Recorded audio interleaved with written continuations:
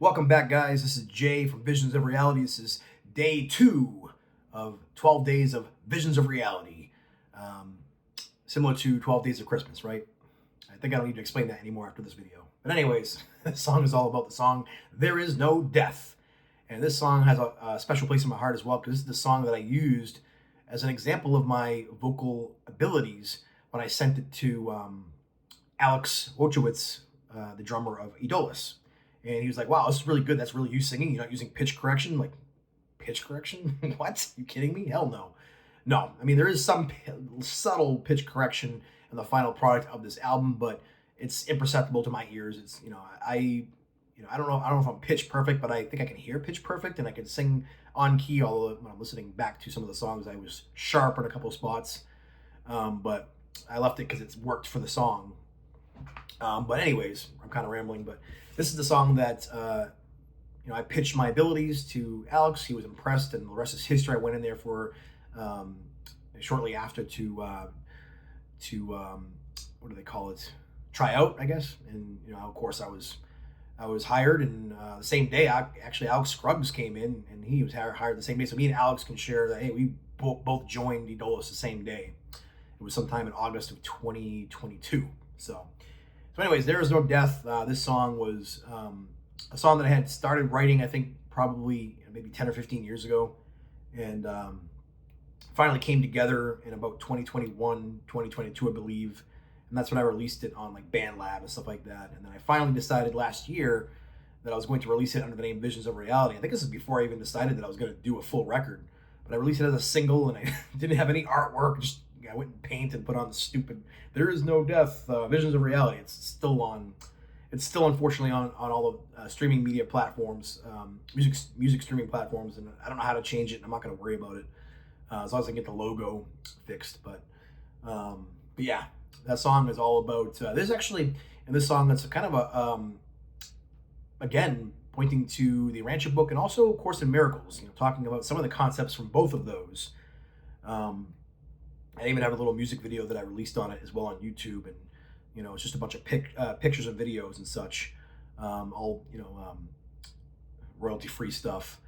And at some point I think I might do a proper re-release with a proper music video to that, or maybe Behold the End or Conscious Oblivion. We'll see, but that song has a special place in my heart because it got me into Idolus, and it's a very uplifting song. Especially for those who have lost loved ones. It reminds us, hey, that one day we're going to open our eyes again in a new form, in a new world, and we'll see each other again. And I really I love how the keyboards come through on that song. Alex appreciated it, made a comment on that as well, about how he loved how the keyboards came through during the choruses and such. And my favorite part of the song is probably the middle part of the song, where I have almost a slightly off timing little riff with and then a solo afterwards, and it's very rare that I won't say rare, but it's not all the time that I will get a goosebump. I'll get goosebumps from listening to a song. There's a few that I can that do that for me, but that guitar solo part, just the way it kind of comes through, you can feel the emotion of it. I like to play emotional solos. I'm not the shredder type, so it's not a very complicated solo, but it's a very classy and emotional moving solo, and it's a very short one too. But yeah, I really like how that came through. I think my vocals are pretty strong on that song. And quick little story about this: I originally released this song, or not released it, but I submitted it to DistroKid. And when I was trying to do the whole album release for December 15, and I was sick to my stomach, because when I was listening to it, it came to a part of the song, after the bridge, and I think right before going back into the last, the second bridge, if you want to call it that, and the bass cut out, and I was like, oh, come on. And I remember exactly how and why it happened, because when I was finally doing some final edits on the song, I noticed the bass sounded bad on that part, so I said, let me just cut out the bass and re-record it. But when I did it, I couldn't get the tone to sound the same, so I had to add a second bass track, and then I just recorded that part, and then I had to do some adjustments on the EQ to make it kind of mix in with the rest of it, and it worked well enough.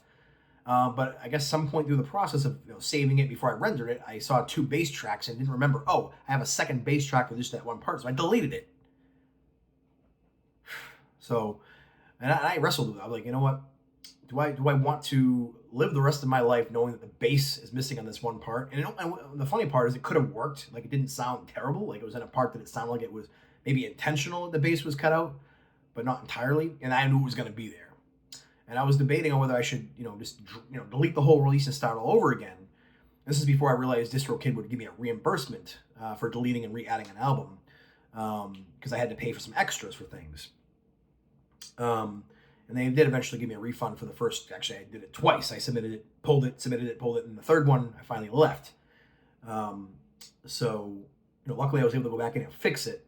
And it wasn't. I think what put me over the edge is realizing that another song that I did, I completely was missing the right track, the right track on the guitar. I'm like, oh, I'm pulling this. I don't care if it costs me another $80 to submit everything again. I'm doing it again. But it ended up working out. Song came out perfect. Pretty happy with it. And hopefully the song blesses people as much as it blessed me to do it. Thanks. God bless.